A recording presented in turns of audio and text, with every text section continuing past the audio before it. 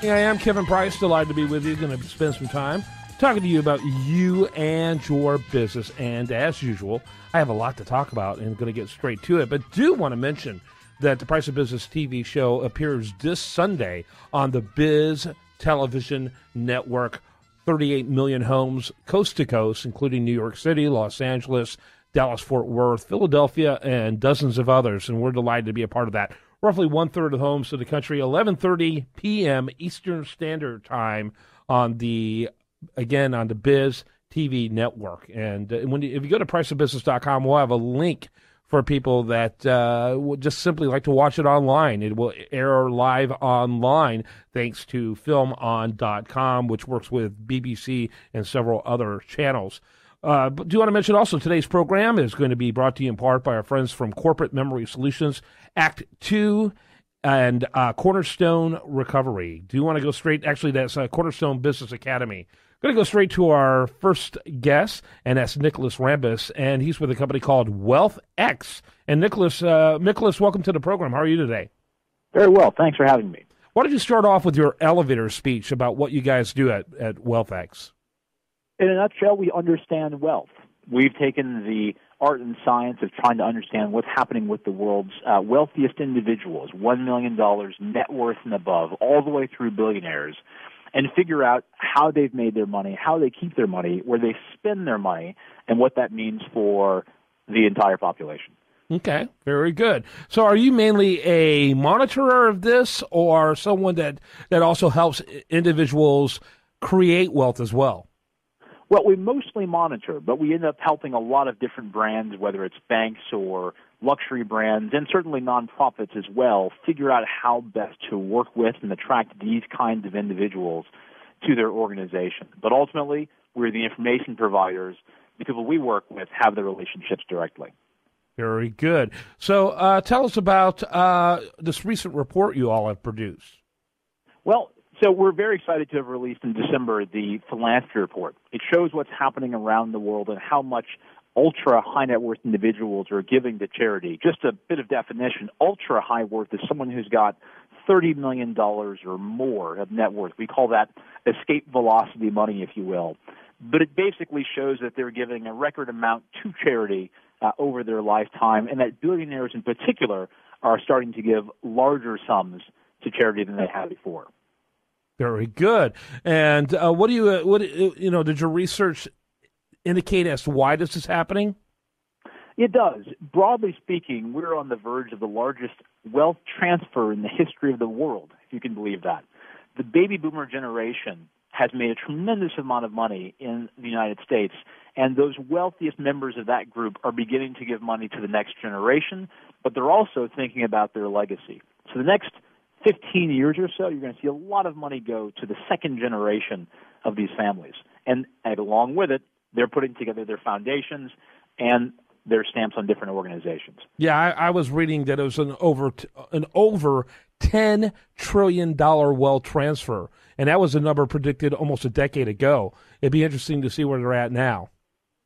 It's growing every day. The companies are still being successful. There is a sometimes misconception that wealth comes from inherited funds, and yes, there's some of that, but the vast majority of American wealth, and frankly wealth around the world, comes from entrepreneurs, people who have made and are still making money, but again, now beginning to think about where to put it next. Okay, very good. So what were some of the major findings of the report? Well, as we look around the world, and I should note that we look at wealth, whether it's in the U.S. or in the Middle East and elsewhere, that on a per capita basis, some of the giving in the Middle East is lower than it is in other geographies. That's beginning to change. We're certainly seeing that. And there's a blending sometime of state funds versus individual funds. But that's one of the big findings we're seeing is who gives the most around the world. And perhaps not surprisingly, given where American philanthropy is, you've got a lot more Americans giving a larger percentage to charity. Interesting. And what were some of the things that really surprised you? Well, one, I think, is the increasing velocity of giving. Yes, there's this notion that wealth transfer is happening from one generation to the next. But take the giving pledge you may have heard of. It's this view that President Zuckerberg got involved with recently where he's looking to give away a certain percentage of his net worth by the time that he passes away. The increasing velocity of people who are still signing up to the Giving Pledge, I think, is a little surprising. It's great to see, but it's still surprising that you have these announcements from folks like Zuckerberg who are really planning to give away most of their fortunes before they pass. Interesting. Talk a little bit about it's the velocity again. So you're seeing, so many different people.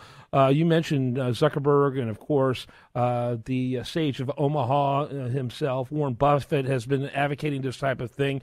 And when we think of this, we see it in a context of multi-billionaires. How far down is this going, if you will? Sure, there are people who are worth $1 billion who are giving this money away. It's meant to be focused on billionaires, but there are over 2,000 billionaires around the world. In fact, there's just over 2,400 billionaires today. And so, yes, we get the big stories and the broadcasts about the Buffetts, the Gates, the Zuckerbergs, and others, but there are a lot more people to come to the party, so to speak. Still, it's increasing, but let's give it another 5, 10 years and see how many people really become part of that activity. What I'll also say, and you see this happening with philanthropy as a trend, is yes, people are keen to give away their wealth, but they're keen to do it in as efficient a way as possible. They're trying to make impact, right? The Bill and Melinda Gates Foundation has been successful in focusing on key issues and bringing substantial funds and talent to the table to solve some of those challenges. You see an increasing number of billionaires partnering with one another to try to affect that change. Certainly you see that in Gates and Buffett. But around the world, we're beginning to see that kind of teaming, if you will, to address some of society's bigger challenges. Interesting. So, and you're expecting this revolution in giving to continue well into 2016, I assume. Very much. I think we'll see quite a bit more. But at the same time, of course, in 2016, we're going to see wealth as a topic, whether it's tax or income, be that much of an issue in the election. And I think you're certainly going to see it be a theme on an ongoing basis. Interesting. Well, very good. Well, I appreciate you taking the time to tell us about it. You got this study that just came out. How often do you release studies? Usually every few months. We do something called the Billionaire Census, which is a very detailed and granular view about billionaires around the world. We also release something called the World Ultra Wealth Report, and this talks about the community of over 215,000 people globally, some 70,000 in the U.S. alone, who are worth more than $30 million. How they made their money, what they're doing with their money. It's a great compendium of information to learn about the ultra-affluent. Very good. Well, I appreciate you spending time talking to us about this. I think we'd like to get you back on, get your people to contact our people about that study of athletes. We do a great regular segment on sports and the sports business arena, and a lot of that business activity begins with how they handle that money, and so it'll be an interesting conversation. Great lessons to be learned there, indeed. Yeah, no question about it. I appreciate your time. And the best website, I'm assuming, is wealthx.com. That is correct. Yeah, I want to encourage people to check that out. Very, very timely topic.